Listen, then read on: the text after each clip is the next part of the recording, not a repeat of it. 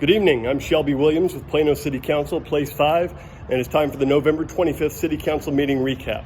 First, I apologize, I was remiss. I did not get the agenda items out in advance. I dropped the ball on that, and I will do better in the future. Now, this is the last council meeting before Thanksgiving, so I want to give thanks for the meaning of Thanksgiving itself.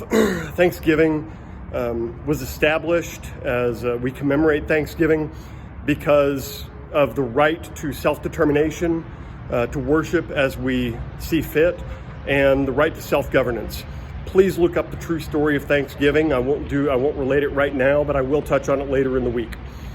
And I want to say I'm thankful for my family, my wife Maria, my little girls Valerie, Olivia, and Catherine, and I'm very thankful for the opportunity to serve everybody in Plano.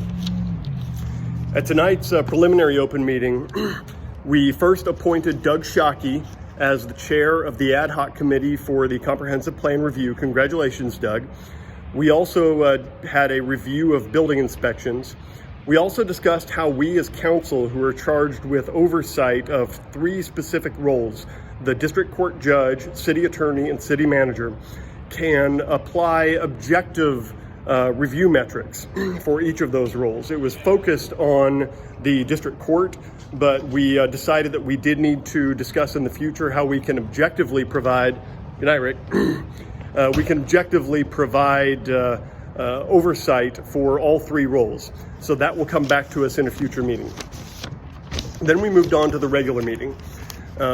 First, the several members of the ad hoc committee took their oaths of office, so congratulations to all of you. The Parks and Recreation Department received accreditation for the next 5 years, so congratulations to the Parks Department, Robin Reeves, and all the city staff in the Parks Department. The Plano Neighborhood Services Department received the 2019 Code Enforcement Department of the Year, so very well done.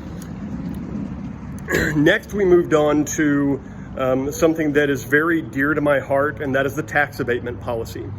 Now, this gets reviewed every couple of years, and this is the policy whereby the city council can grant a tax abatement for development or improvements made on property.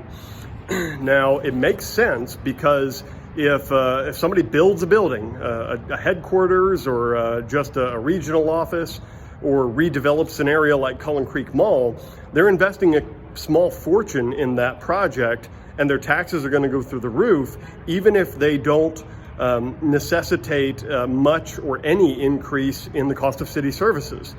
But they're going to pay through the nose for that. And so the city council has this mechanism for tax abatements whereby we review not hitting them full force with the tax increase that would be levied on them by the increase in the value of their property.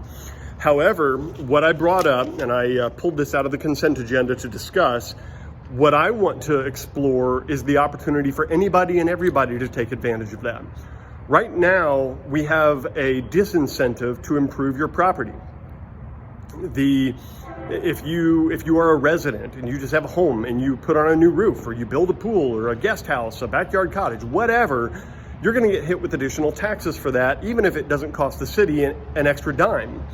And it doesn't make sense. So there is a disincentive to improve your property.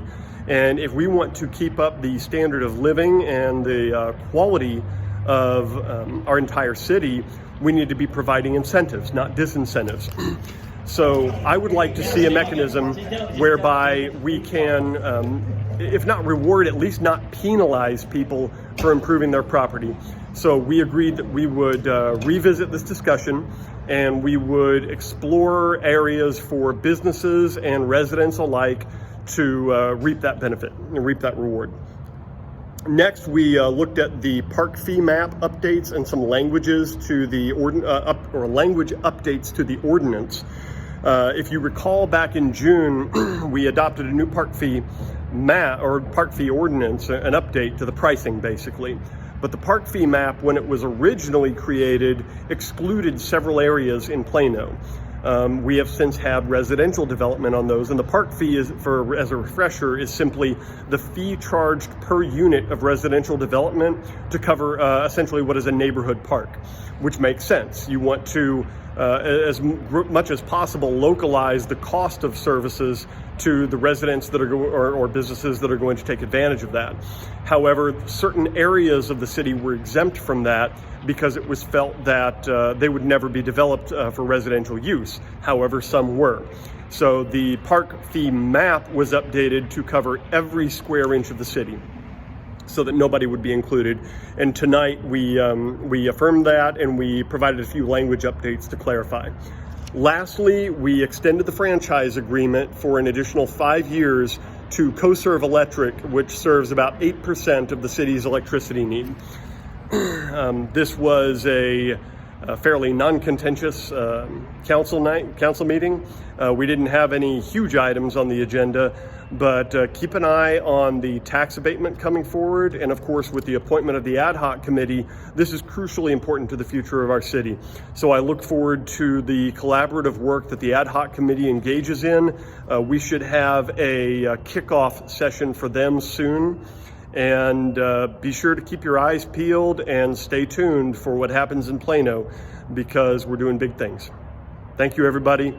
Have a happy Thanksgiving, and God bless. Good night.